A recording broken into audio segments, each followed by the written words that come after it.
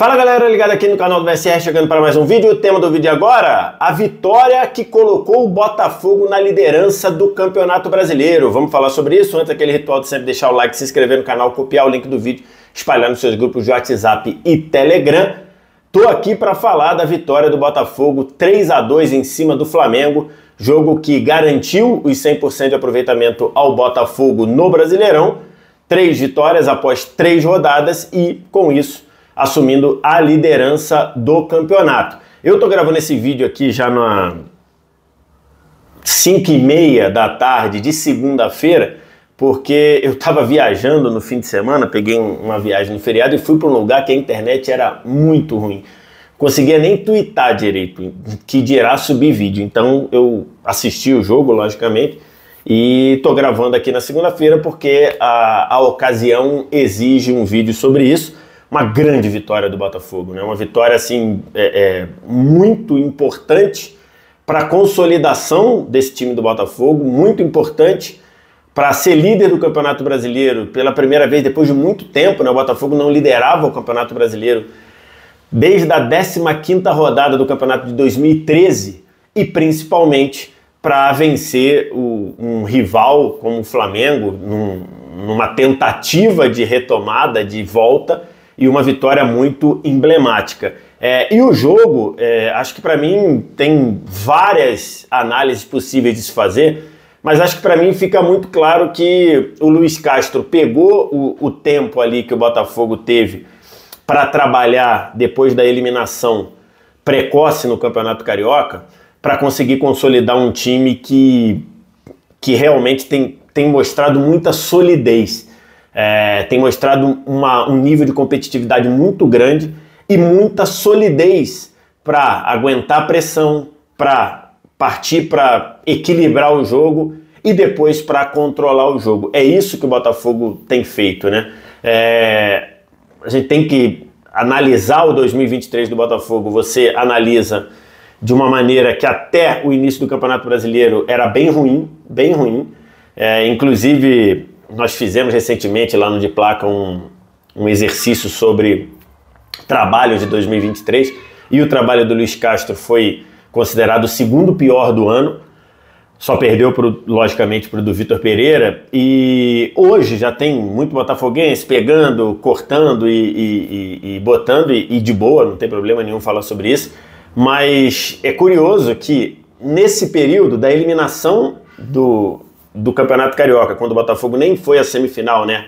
A vaga, entre aspas, do Botafogo ficou com Volta Redonda, até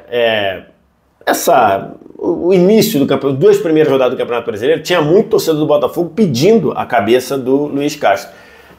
Assim, não é facilmente achável isso no Twitter ou no Instagram, mas o importante é analisar que o Luiz Castro pegou esse tempo e teve ali aqueles jogos lá pela Taça Rio, né, que você enfrentava os outros que foram eliminados também, que de 5º ao 8º do Campeonato Carioca, e o Luiz Castro pegou aquilo lá para criar um time muito sólido, né, dando ali muita liberdade para o Eduardo trabalhar por trás do Tiquinho Soares, trazendo de volta e reincorporando ao trabalho o Júnior Santos, que tem feito um trabalho de vai e vem incrível pelo lado direito, consolidação do Danilo Barbosa à frente da zaga, então vários pontos ali importantes, e olha que nesse tempo ele ainda perdeu o Marçal, que é um dos jogadores mais importantes, não à toa o capitão do time, perdeu o Marçal machucado em algumas partidas, mas mesmo assim o Botafogo foi criando solidez, criando casca, criando competitividade de um time que hoje lidera o Campeonato Brasileiro com mérito. Jogo contra o Flamengo, acho que o Botafogo começa respeitando demais o time do Flamengo.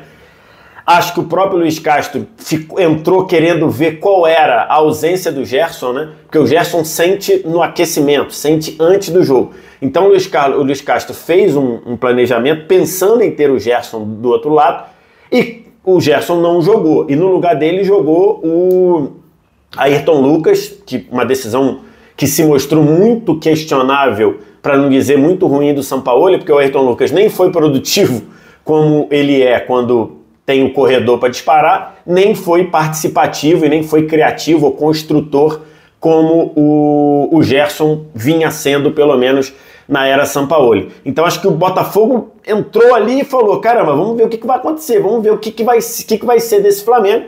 Acho que entrou respeitando demais o Flamengo.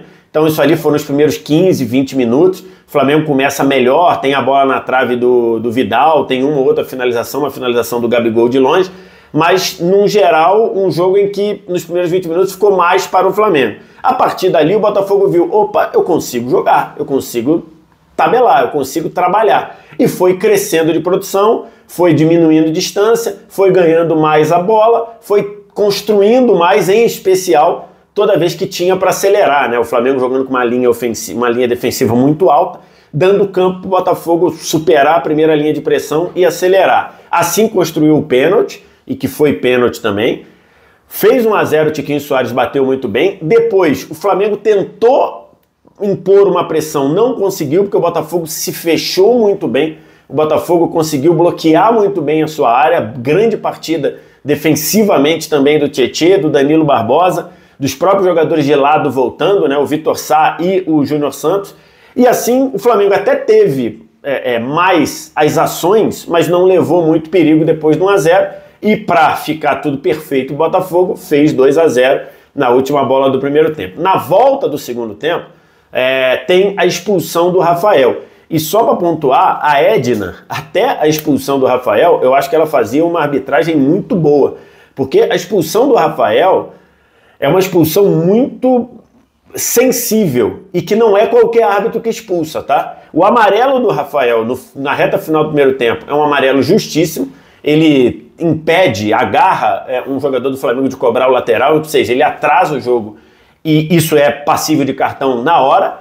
E no lance da expulsão, o Rafael sofre a falta, um empurrão por trás e depois, na hora ali, já com o jogo parado, ele entra ali com a trava da chuteira numa raspada ali no Cebolinha e isso é lance para amarelo. E a Edna expulsou o Rafael num lance em que o Rafael levou a falta e o jogo já estava parado. E ela acertou naquele lance. Ela acertou. Por quê? Porque uma entrada desse tipo, mesmo com o lance parado, mesmo com o jogo parado, é passível de amarelo. É uma medida disciplinar. E medida disciplinar não importa se o jogo está parado ou não. Inclusive, vários lances assim.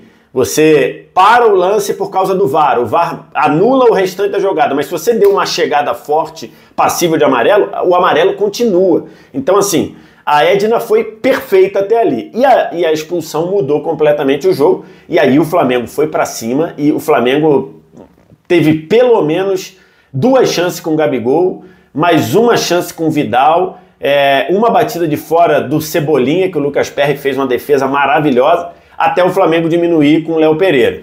O 2-1 parecia que ia transformar o jogo completamente à feição do Flamengo, e o Flamengo mostrou problemas no seu setor defensivo, como já é de se esperar, e como acho que o Sampaoli não vai resolver do dia para a noite. Vale lembrar, o Flamengo fez 8 no Maringá, 8, e tomou 2 do Maringá, né? Então, assim, a fragilidade de ocupação de espaço, a fragilidade de compactação do Flamengo, ela tá aí. Mesmo que o Flamengo tenha melhorado na intensidade na recuperação da bola, quando o adversário passa da recuperação da bola, passa da linha de recuperação da bola, ele tem muita condição. E o Botafogo foi fazendo isso. Teve, antes do 3-1, o Botafogo teve para fazer o gol em 3 oportunidades. 3. Teve uma que a bola bateu no Santos, fez uma grande defesa na finalização do Tiquinho, depois voltou, explodiu no Fabrício Bruno, depois explodiu, me parece, no Léo Pereira. Então, assim, o Botafogo já poderia ter feito 3-1.